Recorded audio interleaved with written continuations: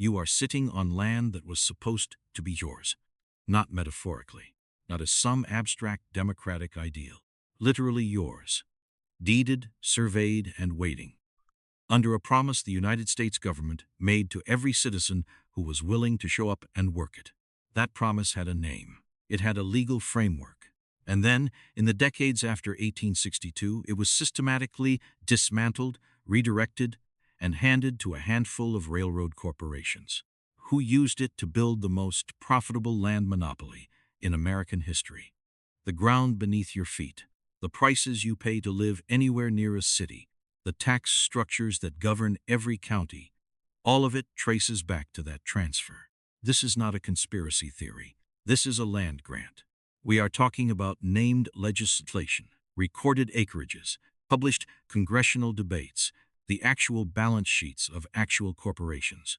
The thesis is simple. Before 1862, the dominant political philosophy held that public land should be distributed freely to the citizens who would settle and improve it. After 1862, that philosophy was gutted from the inside by railroad interests, who redirected over 170 million acres of public land into private corporate hands. Everything that followed, land prices, tenancy rates, the concentration of Western agricultural wealth, flows from that single structural pivot. For the first half of the 19th century, the question of what to do with the enormous public domain was one of the defining political arguments in American life.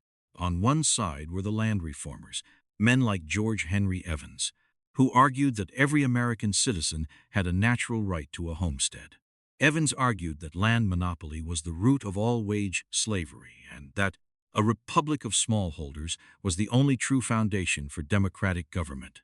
His movement coalesced around a single demand: free land in limited parcels, inalienable, non-mortgageable, available to any head of household who would work it.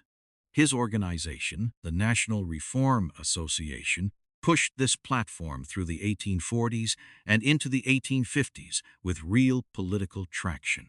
The idea was not fringe. It was, for a significant constituency of workers and farmers, the central promise of the Republic. On the other side were the incumbent interests, Southern planters, who feared free homesteads and Eastern land speculators buying up public land at auction. The conflict between these forces shaped every homestead bill introduced before the Civil War. Bills passed the House and died in the Senate. President Buchanan vetoed a homestead bill in 1860, arguing it was unconstitutional. The structural resistance was not accidental. It was organized, funded, and ideologically coherent. Then the Civil War broke the logjam. The Southern states seceded, their senators walked out, and suddenly the votes were there. In May of 1862, Abraham Lincoln signed the Homestead Act into law. 160 acres, free to any citizen willing to live on the land and improve it for 5 years.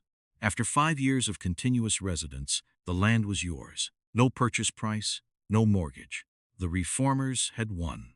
The Homestead Act was signed in May 1862. The Pacific Railway Act, which granted the first enormous railroad land grants, was signed in July 1862. 7 weeks apart. The same Congress, the same president. The hand that gave the homestead also built the mechanism that would hollow it out. The reformers got their law. The railroads got their land. And over the following 40 years, it became clear which gift was larger. The Pacific Railway Act granted the Union Pacific and Central Pacific a right-of-way plus alternating sections of land, 10 miles on each side of the track per mile of railroad constructed. This was presented as a practical necessity. The Transcontinental Railroad could not be financed privately at the scale required. The land grants were a subsidy in lieu of direct cash. The government couldn't print the money, but it could grant the land, and the railroads could sell it to settlers. The Union Pacific alone received over 11.4 million acres. The Central Pacific received a comparable amount. The Northern Pacific Railway received 44 million acres, the largest single land grant in American history, exceeding the combined area of several New England states. By the time Congress ended railroad land grants in 1871, the railroads had been promised approximately 170 million acres, an area larger than the state of Texas. Thomas A. DeVere was a land reformer and journalist who watched the land grant legislation with rising alarm throughout the 1860s. DeVere argued that the railroad land grants were not a neutral infrastructure subsidy, but a direct theft of the public domain. Recreating in America, the landlord system workers had fled in Europe. His specific argument was about the checkerboard. When you grant alternating sections to the railroad, you do something mathematically precise and economically devastating to the homesteader. The government sections were still available under the Homestead Act, but they were now surrounded on all sides by railroad land for sale at market rates. The free homestead, surrounded by railroad property, was not a path to independence. It was a recruiting mechanism for railroad tenants. DeVere published these arguments. He was largely ignored by the political establishment and largely vindicated by subsequent history. He died in 1887, having spent 4 decades watching the opposite of his goals occur. The man who crystallized the economic theory explaining what DeVere had observed was Henry George, and his 1879 book, Progress and Poverty, became one of the best-selling works of political economy in American history. George had grown up in California and watched in real time as the railroad land grants transformed the politics of Western land. George's argument was structural. The value of land was not created by the landowner, but by the surrounding community, by roads, populations, commerce. The railroad land grants were the perfect machine for extraction. The railroads received land free, waited while settlers built up surrounding communities, then sold that land at inflated prices. The profit was the captured value of other people's labor.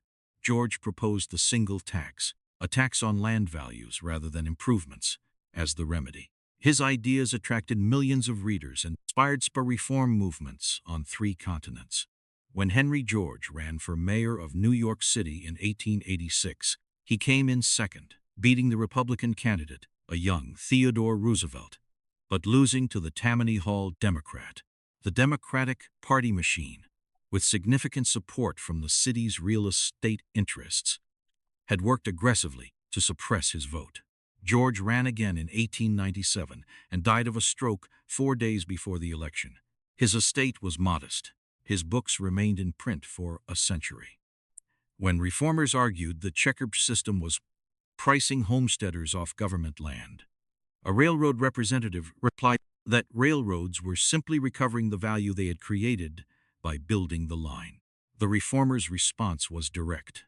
If the railroad created the value, why did the government give you the land before the value existed? That question was never satisfactorily answered by the railroad interest. It remains the unanswerable center of the entire argument. Today, the United States has one of the lowest rates of land ownership among developed nations relative to its total land area. The 100 largest private landowners in the United States own approximately 40 million acres, an area larger than the entire state of New England combined. The homeownership rate for Americans under 40 has been declining for 20 years. The median price of a single-family home crossed $400,000 in 2023. Land costs, not construction, not materials, not labor, but the underlying land, account for an increasing share of that price in every major market. Every time land appreciates because a new school opens, a highway is extended, a neighborhood becomes desirable, the landowner captures value created by the community. The railroad did not build this system, but it established the precedents and the legal framework that made it permanent. Northern Pacific received its initial grant in 1864, but struggled to finance construction. By the early 1870s, it had come under the control of J. Cook and Company. Cook marketed Northern Pacific bonds aggressively to European and American investors on the strength of the land grant. 44 million acres presented as collateral of essentially infinite value. When the Panic of 1873 hit and J. Cook and Company collapsed.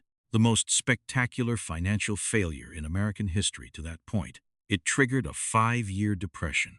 The Northern Pacific was reorganized. J. Cook died in 1905, having recovered much of his fortune. The farmers and workers who had lost their savings in 1873 did not recover comparably. The reorganization did not result in the cancellation of the land grant or a reversion of unearned acres to the public domain. The structure of extraction was preserved through the failure of its most overextended practitioner. The Panic of 1873 did not end railroad land monopoly. It consolidated it. By the 1880s, a handful of financial groups, the Morgan interest, the Vanderbilt interest, the Gould interest, controlled the majority of American rail mileage. The homesteader who had moved west under the promise of the 1862 Act was, by 1890, operating in an environment where the railroad set the freight rate, the land company set the price, the bank held the mortgage, and the associated elevator set the price at which grain was bought. This was not a conspiracy. It was a vertically integrated system. The populist movement of the 1880s and 1890s was, at its core, a response to exactly this system. The farmers who formed the Farmers' Alliance, and later the People's Party, were articulating, with impressive analytical precision, the mechanism by which railroad freight rates and land prices were transferring labor's value to financial interests. Their platform called for government ownership of the railroads, a graduated income tax, the direct election of senators, and a subtreasury system for farmers. They lost. William Jennings Bryan lost to William McKinley in 1896 in an election where the Republican Party outspent the Democrats by a ratio contemporaries estimated at 10-1. Tom Watson, the Georgia populist, who had built a genuine interracial coalition of poor farmers, died in 1922, having moved from progressive politics to bitter racial demagoguery. A trajectory that tells you something about what happens to reform movements when defeated. The Morrill Act of 1862, signed the same year as the Homestead Act and the Pacific Railway Act, granted each state 30,000 acres per congressional representative to establish agricultural and mechanical colleges. This was a genuinely redistributive act that created institutions, Iowa State, Michigan State, Cornell, that educated generations of citizens at low cost. But the mechanics of selling that land to fund college endowments reproduced, in miniature, the same dynamic of institutional landholding versus individual homesteading. The timber industry followed the same structural arc. The Timber Culture Act, Timber and Stone Act, and Desert Land Act were each systematically exploited by corporate interests using dummy entrymen. The public domain, which reformers of the 1840s had envisioned as a permanent reservoir of opportunity, was being drained from multiple directions simultaneously. The solar energy industry is the contemporary technology that most directly threatens the logic of centralized energy infrastructure, the way the free homestead threatened centralized land ownership. The rollback of net metering, the imposition of fixed charges on solar customers, utility lobbying across the Sunbelt. These mirror, with uncomfortable precision, the tactics used against homesteaders in the 1870s and 1880s. The homesteaders surrounded by railroad land could not escape railroad pricing. The solar homeowner, whose net metering credit is eliminated, cannot escape utility pricing. The infrastructure changes. The extraction logic persists. 170 million acres. 7 weeks between the Homestead Act and the Pacific Railway Act. The same Congress, the same president. One signature promised the land to the people. The other promised it to the railroads. And the railroads had, the lawyers, the capital, and checkerboard at to make sure only one promise survived. George Henry Evans spent 20 years building a movement to make free land the foundation of American democracy. Henry George spent his life explaining why that foundation had been captured. Thomas DeVere watched it happen in real time. All three died without seeing the system they opposed reformed. The land, in its concentrated form, remains. The homestead promise, in its original radical form, does not. Was there any version of transcontinental railroad construction that didn't require some form of land subsidy, given the capital requirements and the absence of private finance at the necessary scale? Or was the land grant always going to be captured by monopoly interests, regardless of was structured, making the choice not between land grants and no land grants, but between different configurations of who would do the capturing? That question does not have a clean answer. The history is clear, the counterfactual is not, and the distance between those two facts is exactly where American land policy has lived for the last 160 years.